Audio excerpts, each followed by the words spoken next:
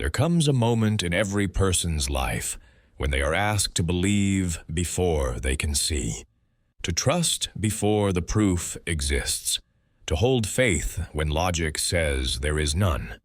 That moment, uncomfortable as it may be, is where confidence is born.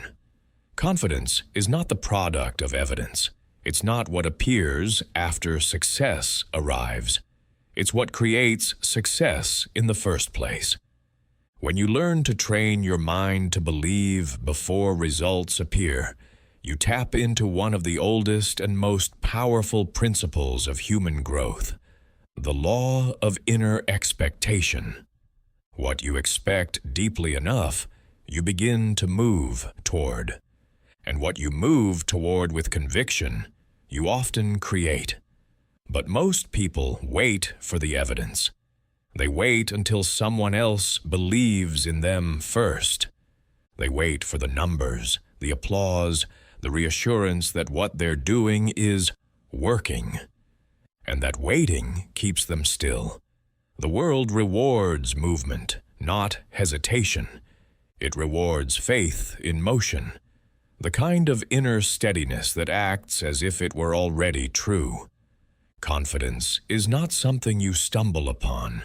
It's something you practice like a craft, like an art. Every day, you are given hundreds of small chances to build it. Moments when doubt whispers and you choose not to listen. Moments when you promise yourself something small, a task, a goal, a habit, and you keep that promise no matter how minor it may seem. Those little victories build the architecture of belief.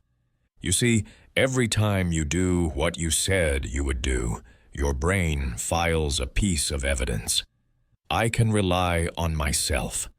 And the more that record grows, the more solid the foundation becomes. That's how confidence is really made, not through grand gestures or lucky breaks, but through small, consistent demonstrations of integrity. To believe before results appear is not about pretending. It's about remembering. Remembering who you are when the world is silent. Remembering that your worth is not dependent on your latest outcome. It's written deeper than that. In your perseverance, your effort, your persistence, your willingness to keep showing up when no one's watching. The mind is an echo chamber. Whatever you speak to it long enough becomes truth. So when you feed it fear, it becomes fearful. When you feed it doubt, it begins to shrink from challenge. But when you feed it belief, genuine, patient belief, it starts to rewire itself around that idea. Neuroscience calls it plasticity. The old philosophers called it faith. Different language, same power. Your mind is always training itself on something. The only question is, what are you training it to believe? If you tell yourself you're not enough, your behavior will start to prove it. If you tell yourself the world is against you, your brain will begin filtering evidence to match that belief. But if you tell yourself, I am capable, I am learning, I am growing, and if you repeat that long enough to drown out the noise of fear, the brain adjusts to that expectation too. Confidence is not magic. It's not arrogance or blind optimism. It's the result of consistent mental training, rehearsing belief until it becomes your default setting. Imagine for a moment you're standing at the base of a mountain you've never climbed before. You look up, the summit hidden in clouds, and your first thought is, I can't. That thought feels true, doesn't it? Because your body hasn't done it yet. There's no evidence that you can. But here's the paradox. Every climber in history has started from that same uncertainty. Confidence is not born at the summit. It's built in the first step. When you move despite doubt, you begin collecting data that changes your mind's perspective. Each foothold, Each bit of progress whispers, "See? It's possible." And the more you move, the stronger that whisper becomes. Until one day, you no longer need to convince yourself. You simply know. That's what it means to train the mind to believe before results appear. You're conditioning your thoughts to move from uncertainty to conviction through repeated experience. You stop waiting for permission to feel capable. You earn it through action. Confidence grows in quiet places. In the early mornings when no one else is awake. In the late nights when you're refining your craft while others sleep. In the moments of failure when you choose to rise again instead of giving up. It's not loud. It doesn't need to prove itself. It's quiet, consistent, and deeply rooted. There's a certain dignity in the person who keeps going, not because they're sure they'll win, but because they've decided the effort itself is worth it. That kind of self-trust is unshakable. Arrogance seeks recognition, confidence seeks progress, and progress, even invisible progress, compounds. Let's talk about self-dialogue. The words you use with yourself matter more than almost anything else. If your internal monologue is a critic, harsh, impatient, unforgiving, your actions will follow that tone. But if you speak to yourself as a coach, patient, encouraging, constructive, your behavior rises to match it. Imagine if every time you made a mistake, you said, "Good, that means I'm learning," instead of course I failed again. That single shift changes everything, because confidence is cumulative. It's built on thousands of small self-approvals stacked quietly inside you. You don't become confident by removing doubt. You become confident by choosing action in spite of doubt. Courage is not the absence of fear. It's movement through it. Confidence is the same. Let's go deeper. True confidence comes from alignment, when your values, actions, and goals point in the same direction. When you know what you stand for, you no longer seek validation from others to prove it, and that frees up enormous energy. Most people waste energy trying to manage impressions, trying to be seen as capable rather than becoming capable, trying to appear strong rather than doing the work that makes them strong. Confidence flips that script.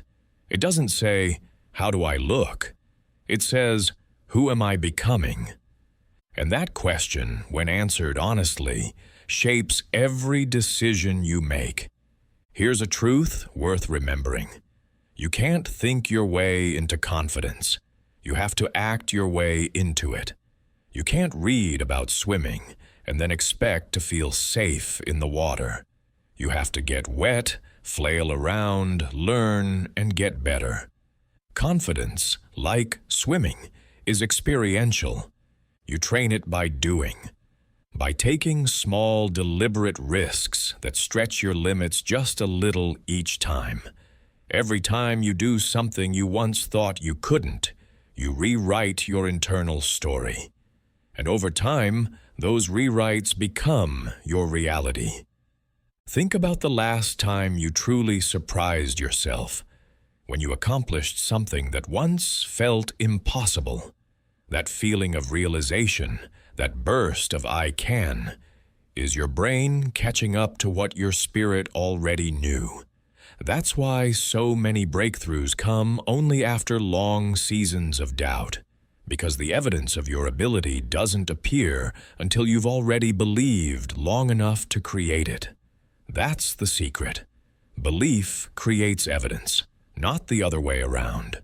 Every great athlete, artist, or leader who's ever achieved something remarkable started with belief in the unseen. They practiced in obscurity. They spoke their vision into the dark long before anyone clapped for it. And when success finally arrived, the world said, "They must have known all along." but they didn't know. They believed. You can train this habit just like any other. Start with something small. Pick one area of your life where you feel uncertain. Write down one goal that scares you, something you're not sure you can achieve. Then, instead of asking, "Can I do this?" ask, "What would it look like if I already believed I could?" How would you stand? How would you speak? What small actions would you take differently? And then, do those things.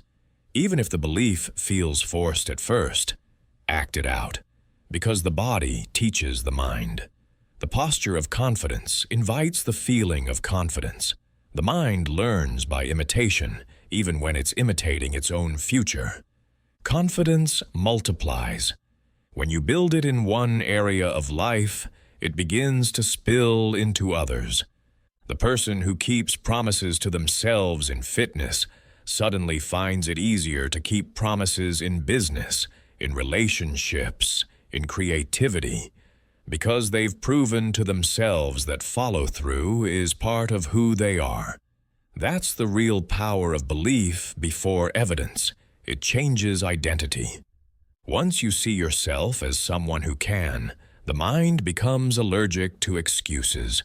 You begin to move differently, less fear, more focus, more intention, and those around you feel it too. Confidence is contagious. It inspires trust, cooperation, and vision in others. It's one of the most generous energies in the world because it invites others to believe in themselves as well. Remember, confidence doesn't mean you never doubt. It means you don't surrender to doubt. It doesn't mean every plan works perfectly. It means you trust your ability to adjust when it doesn't. Confidence isn't a finish line.